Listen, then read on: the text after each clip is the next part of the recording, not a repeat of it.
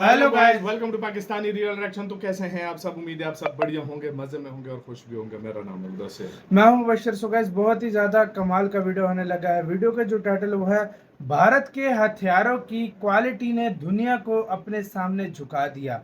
तो भाई साहब, भारत के हथियार इस टाइम मार्केट में ऐसे बिक रहे हैं जिस तरह लोगों को नशा हो गया हो इनका। सही बात है लोग यार। इसके दीवाने हो गए हों।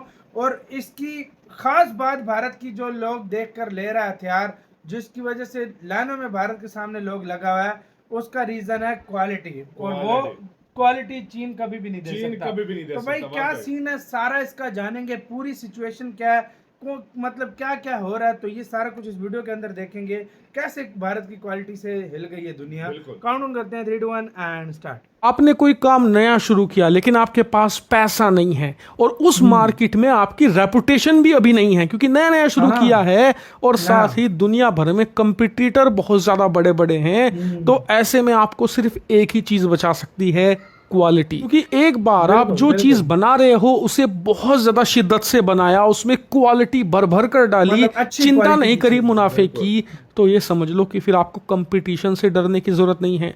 आपके सही सामने बात जो बड़े बड़े अरबपति खड़े हैं उनसे डरने की जरूरत नहीं है क्योंकि उसके बाद तो एक ग्राहक आपको ढूंढना है। बस एक ग्राहक को सामान बस। बेचो, वो क्वालिटी से इतना इम्प्रेस हो जाएगा कि खुद 10 ग्राहक लेकर सामने आ जाएगा।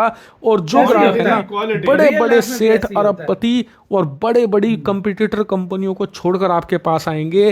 कुछ ऐसा ही हो रहा है भारत की डिफेंस इंडस्ट्री के साथ। ये बात सब मानते हैं कि अब से 7-8 साल पहले तक भारत के हथियारों को दुनिया में कोई नहीं पूछता था, कोई नहीं जानता था कि भारत हथियार भी बनाता है। इसीलिए डिफेंस इंडस्ट्री में भारत की रेपुटेशन नहीं थी, ना ही हमें कोई जान पहचान करता था। और इसीलिए भारत ने पिछले 7-8 सालों में धीरे धीरे डिफेंस इंडस्ट्री में नए नए हथियार लाने शुरू किए, नए नए हमने वेपन सिस्टम खड़े किए और दुनिया के सामने उन्हें प्रेजेंट किया। लेकिन समस्या क्या थी? बड़ी बड़ी कंपनियां भारत के सामने खड़ी थी। अमेरिका की डिफेंस कॉम्प्लेक्स थे, इसके अलावा रशियन डिफेंस इंडस्ट्री थी, चीन की भले ही घटिया क्वालिटी वाली लेकिन एक विशालकाय डिफेंस इंडस्ट्री सामने खड़ी थी। हमारे लिए मुसीबत ये थी कि अपनी जगह इसमें कैसे बनाए, क्योंकि अगर आपको क्वालिटी वेपन चाहिए तो आप अमेरिका के पास जाओगे, रूस के पास जाओगे। आपको सस्ते वेपन चाहिए तो आप चीन के पास जाओगे। ऐसे में भारत कैसे अपनी जगह इस विशालकाय मुश्किल था डिफेंस भारत के लिए इंडस्ट्रीज बहुत, हाँ भाई। के सामने बनाए। इसलिए भारत ने भी एक पाथ फॉलो किया, Challenging था। क्वालिटी का। हमने चिंता नहीं की कि हम कितना मुनाफा कमाएंगे, बस क्वालिटी डाली और उसके बाद हमने धीरे धीरे दुनिया के देशों को अप्रोच किया। और इसमें कोई शर्म की बात नहीं है, कई देशों ने हमारे हथियारों को फिर भी रिजेक्ट किया, लेकिन हम तलाश में थे कि एक दो इसी तरह ग्राहक होता है हमें मिल नया जाए, बंदा। उसके बाद तो फिर लाइन लगने वाली है। और वो ग्राहक हमें मिला अर्मेनिया के रूप में। अर्मेनिया ने भारत की ATAGS यानी कि तोपें खरीदनी शुरू करी और उनसे भारत को पहला विशालकाय ऑर्डर मिला। उन्होंने दर्जनों हमारी तोपें खरीदी, इसके अलावा अन्य छोटे वेपन सिस्टम भी खरीदे। और उसका परिणाम क्या हुआ? उसका परिणाम यह हुआ कि अर्मेनिया में जो भारतीय हथियारों ने अपनी क्वालिटी दिखाई, उसके बाद तो लाइन लग गई भारत के पास। शुरुआत हुई फिलीपींस से, जिसने ब्रह्मोस मिसाइल खरीदी और आकाश मिसाइल अब खरीदने वाला है। इतना ही नहीं, दर्जनों देश इस समय भारत के सामने कतार में लगे हैं जो भारतीय हथियार खरीदना चाहते हैं, चाहे आकाश हो, चाहे ब्रह्मोस हो, ब्रह्मोस NG हो, सब भारत के वेपन सिस्टम खरीद रहे हैं। इतना ही नहीं, जिन देशों ने पहले खरीदा था वो दोबारा रिपीट ऑर्डर दे रहे हैं। स्क्रीन पर आप देखिए, रिपोर्ट आई है आज ही, भारत की ATAGS की परफॉर्मेंस से इतना इंप्रेस हो गया है अर्मेनिया कि 80 और ATAGS खरीदने वाला है। लिटरली उसके पास जितने भी ATAGS होगी अब भविष्य में सारी मेड इन इंडिया होगी। इतना ही नहीं, 80 के साथ साथ वो भारत के सामने एक प्रस्ताव ये भी रख रहा है कि आप हमें ब्रह्मोस मिसाइल भी बेचिए, आकाश भी बेचिए। हालांकि उनके पास इतना पैसा नहीं है, इसीलिए बताया जा रहा है कि वो भारत से क्रेडिट लाइन लेना चाहते हैं। यानी कि ऐसा समझ लीजिए साधारण भाषा में कि वो भारत से लोन पर हथियार खरीदना चाहते हैं कि आप हमें फिलहाल हथियार दे दीजिए, मतलब पैसा हम थोड़ा थोड़ा करके किस्तों में चुका देंगे। और भारत भी इसको लेकर रेडी है, आने वाले समय में इसको लेकर एग्रीमेंट हो भी जाएगा। और आप तब देखिएगा,